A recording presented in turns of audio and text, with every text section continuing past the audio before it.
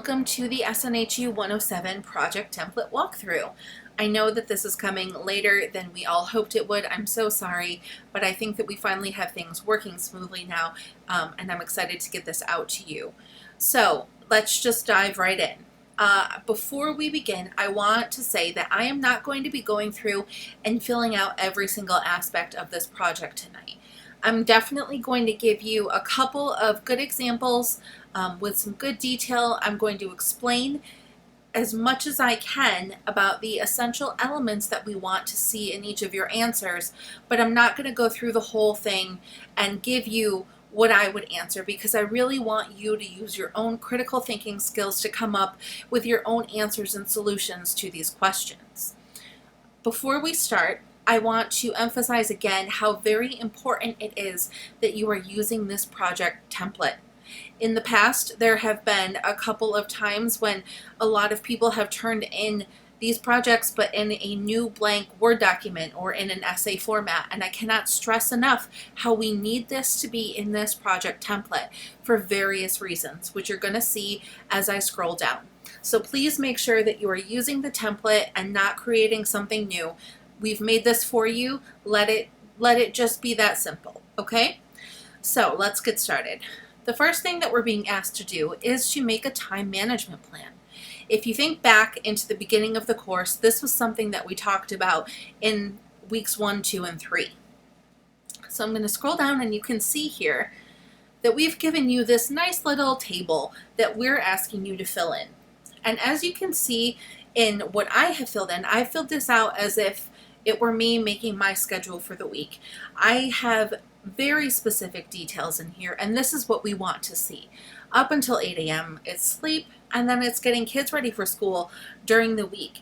On the weekends, it's the library, and I schedule time even for social media and independent leisure time.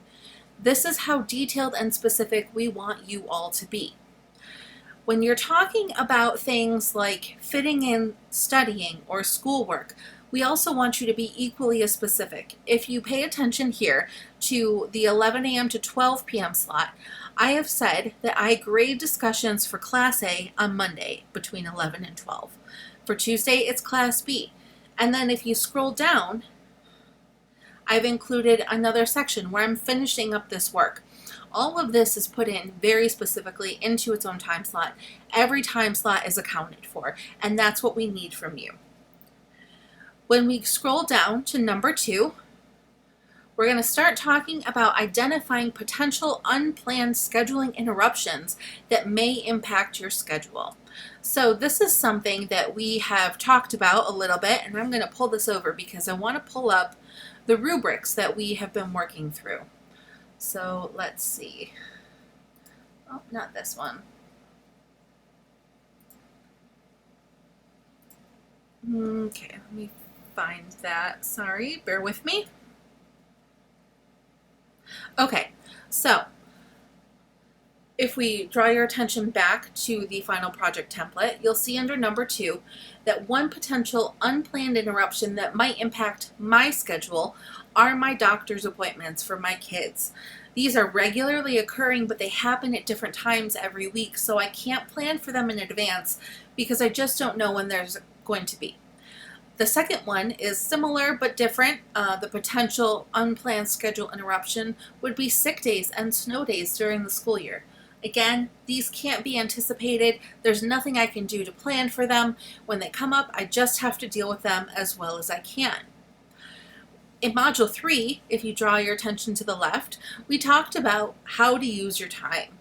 So when you're looking at how to answer 2 and 3, refer back to the feedback that you got on your Module 3 activity template.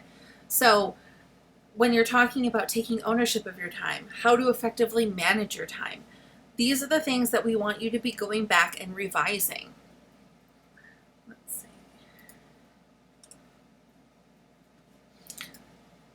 Number 3, back to the right at our project template. Identify how you will choose between tasks or events that take place at the same time on your schedule. Here's my answer. I will choose between tasks and events that take place at the same time on my schedule by sorting my commitments in order of priority and evaluating my schedule. If it is an important and urgent event that cannot be avoided, for example, if my children have a doctor's appointment because they are sick and it falls during a time I would use to grade discussions, I will have to prioritize the doctor's appointment, as that is an urgently needed appointment and there's nothing I can do to change that time. So I have to change what I can. If I'm going to be changing things, it means that I would then shift that time to grade down to the time slot where I would normally have leisure time that day, and that would have to be sacrificed so that the necessary work could be done. So when I am thinking about how to prioritize conflicts in my schedule, the hierarchy is things that are very important and cannot be changed, things that are very important and can be moved around, and things that are not important to the work I have to do or my responsibilities. This is not to say that rest and leisure time is not important. It is, but when we're looking at things that must be done and that we have a commitment to, that can be the first thing to go. Number 4. Identify the SNHU resources, social supports, and motivational factors that will help the most with managing your time. So you can see here, I did not answer all of these, but I did put my answer for the SNHU resource. The first SNHU resource that will help me manage my time is the weekly module folder in my course. This allows me to look ahead at the work I will need to do over the week so that I can plan enough time throughout that week to complete that work with integrity and so that I can produce my best work. This resource will also be effective for me because when I fail to look ahead, I often find that I'm caught off guard by the amount of work I have to do, and I end up rushing last minute, which results in poor work. So if we're looking back over here again at our templates, in Module 5, we start to see where we listed the SNHU academic support, when we researched the library, our career center, one more resource of your choosing, and then we talked about social supports. So over here is, again, refer back to all of these templates that we have done before and make sure that you are including those essential elements from those rubrics into your final project. Number 5, explain how you will take ownership of your future academic success by managing your time with SNHU resources, social supports, and motivational factors. Again, I'm not going to explain every single aspect of that, but I want you to do that in your project. Make sure that you are specifically stating my SNHU resource that will support me, my social supports that will help me with success, the motivational factors that I will utilize. These are things that you need to explicitly state in your answer to this project. So I have said, I will take ownership of my future academic success, and see that that sentence needs to be included somewhere in some way. Doesn't have to be those exact words, but that sentiment needs to be clearly stated. By utilizing the resources at my disposal proactively so that they are always in place ahead of time. This will prove I have taken ownership of my success when I continuously complete my work well and on schedule, and when unplanned interruptions do not cause me to get behind on my work because I have made a plan for how to handle them effectively. I can continue to use this resource in my future class to make sure that I'm always familiar with the differing workloads and the time schedules that each specific class will ask for. That way, even if the amount of work and the time to complete it is vastly different from one class to another, I am not caught unawares and continue to produce high quality work. Part 2, mission statement and goals. This is something that I know we talked a lot about last week, and we're going to just do it all over again. I have used the mission statement and the short-term goals that I used in the last tutorial. So I'm just going to kind of briefly go over this because that one tutorial had a lot more information about that. So if you need more detail, I would really encourage you to go back and watch the last video that I submitted for you. When we're talking about our mission statement, include the feedback that you received on the draft. I also want you, again, to go back into the Module 4 activity template and read all of the essential elements, which are A, B, and C.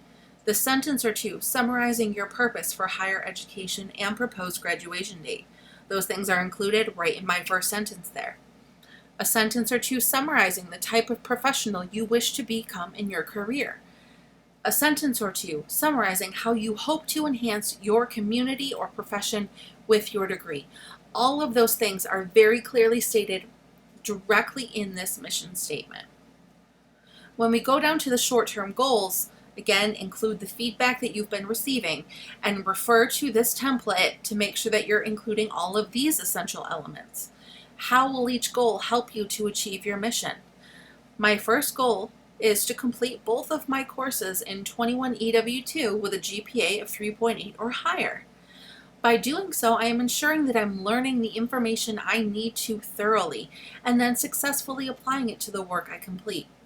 This will support my mission statement, very clearly stated, by ensuring that I am the most capable employee I can be, and it will also ensure that I have strong qualifications to present when I apply to Housing for All, which will in turn improve my chances of securing a job there, which was a big part of my mission statement. B, how will you know you've been successful in meeting each goal? Here it is. I will know I have been successful in meeting this goal when I end the next semester having earned a 3.8 or higher in both of my classes. Here is what I want to point out again. Your short-term goals need to be achievable, which means finished and done within the next 6 months. So exercise, getting healthy, doing well in school, getting good grades, none of these are things that end in 6 months. There is no end time to those goals within the short-term time frame. So make sure that they are specific, make sure that they are things that have a starting point and a definitive ending point. You need to make sure that you are answering A, B, and C in your first short-term goal, your second short-term goal, and your third short-term goal. So you should be answering all of these 3 separate times for specific short-term goals.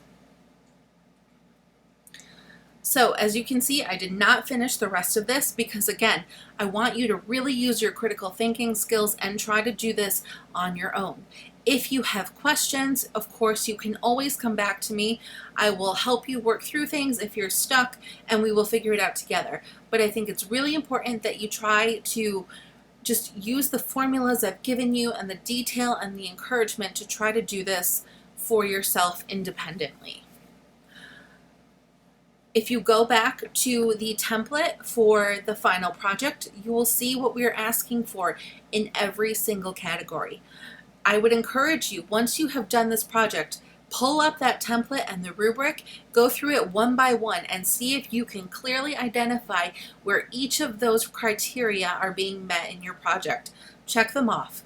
If you can't tell, if it's a little too vague to see, well, I don't know if this explicitly answers that question, specify a little bit more. Always over specify. It's better to give too much detail than not enough when this project is concerned. So I think that about wraps this up. Again, if you have any questions, my door is always open, and I will see you tomorrow for our Zoom meeting at 12 o'clock Eastern Standard Time. And I will see about recording that. I don't know if I'll post it. It just kind of depends on how it goes. But again, come to me with any questions. All right, thanks guys.